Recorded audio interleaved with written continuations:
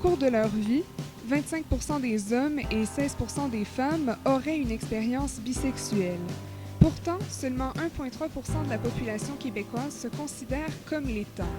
La bisexualité est très large et floue dans l'Amérique du Nord, mais est-ce que notre société québécoise comprend mieux ce qu'est la bisexualité que l'ensemble du continent? Pour commencer, les gens en général croient-ils que la bisexualité est une réelle orientation sexuelle? Oui. Non, parce que t'es pas vraiment orienté sur une chose que tu veux. Genre, t'es comme.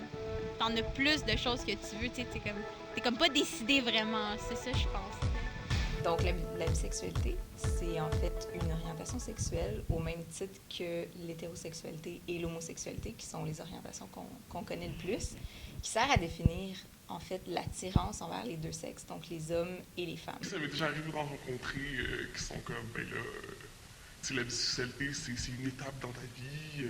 Tu devrais vraiment décider vers comme, réfléchir à la question puis décider si tu aimes vraiment les filles ou les gars. Genre, tu peux pas être entre les deux.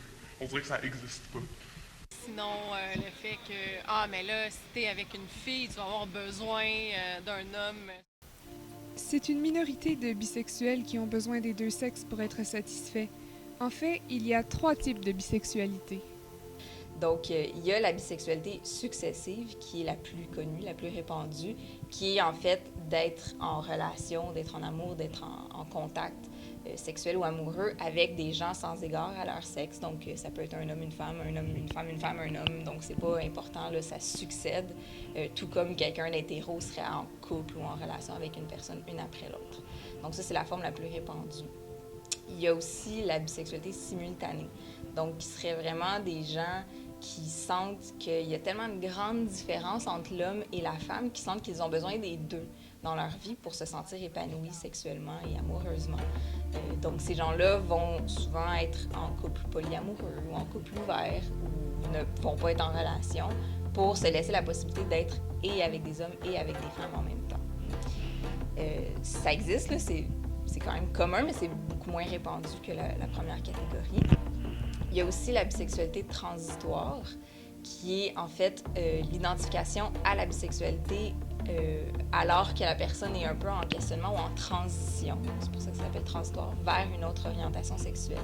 Avec ces diverses sous-catégories à la bisexualité, il est difficile pour la société de bien comprendre ce qu'est cette orientation. Les gens bisexuels autour de moi comprennent. Les hétéros, c'est parfois plus complexe parce que pour eux, la bisexualité, c'est un peu comme un buffet. C'est genre, t'as le choix de tout le monde, puis c'est bien fabuleux, tu sais, t'aimes les filles, t'aimes les gars, ben t'as plus de choix dans la vie. Avec cette incompréhension est née une sorte d'homophobie propre à la bisexualité que l'on appelle biphobie. Il y a un intervenant du GRI qui s'est identifié gay depuis qu'il était au début de l'adolescence. Il a toujours eu des chums. À l'âge de 29 ans, il est tombé en amour avec sa meilleure amie. Puis là, lui, faisait des spectacles de drag queen des fois. Puis là, finalement, il s'est mis en couple avec elle. Puis, il y a plusieurs amis, je vais le mettre entre guillemets, parce que c'est plus vraiment ses amis maintenant, mais qui l'ont rejeté puis qui ont dit qu'il était, dans le fond, un traître, qui les avait un peu trahis, puis qui avait dit « Ah, c'est ça, t'es retourné comme du côté facile, un peu des choses. » Fait que ça c'est une forme, dans le fond, de biphobie qui peut exister. J'ai été intervenante dans un groupe LGBT, puis j'entendais les jeunes filles là, de 19-20 ans dire « Moi, je sortirais jamais avec une bille, des blancs qui me trompent avec un gars, tu sais. » Je disais, oui, mais c'est quoi la différence de sortir avec une fille qui va peut-être te tromper avec une fille? Tu sais, ça n'a pas rapport, là. L'orientation sexuelle n'a pas du tout rapport dans les valeurs puis dans la manière d'être en relation. Donc oui, il y a de la biphobie. Puis il n'y a pas grand monde qui travaille à la défaire, je te dirais. En France, environ 40% de la population refuserait d'être en couple avec une personne attirée par les deux sexes. Si les gens se basent sur la représentation qui est faite de cette orientation dans les médias pour répondre, ils pourraient avoir tort. Je pense que dans les 10 dernières années, la perception de la bisexualité a beaucoup changé parce que c'est comme devenu un peu cool. On le voit de plus en plus dans les médias. Il y a de plus en plus de stars qui vont avoir des comportements bisexuels. Je pense par exemple à la chanson I Kissed a Girl de Katy Perry, dans laquelle une fille est dans un bar, embrasse une fille. Mais elle a un chum, mais elle embrasse une fille et elle trouve ça bien le fun. En fin de compte, que devons-nous conclure sur la place de la bisexualité dans la société de nos jours? C'est vraiment pas une orientation facile à avoir puis à accepter.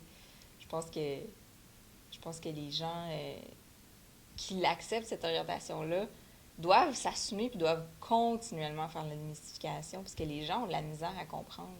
Je pense que socialement, on aime les dichotomies, là. On aime le blanc, le noir puis la non-complexité. Donc, les gens ont de la difficulté à comprendre, ouais, mais t'es avec un gars, comment ça t'es bi? Ça fait comme pas de sens pour eux, tu sais, parce que tu peux pas être bi, tu peux pas être bi en même temps, là. C'est comme, t'es bi, peu importe dans quelle situation t'es, mais c'est difficile de le montrer à part faire un trip à trois, là, tu sais, c'est comme...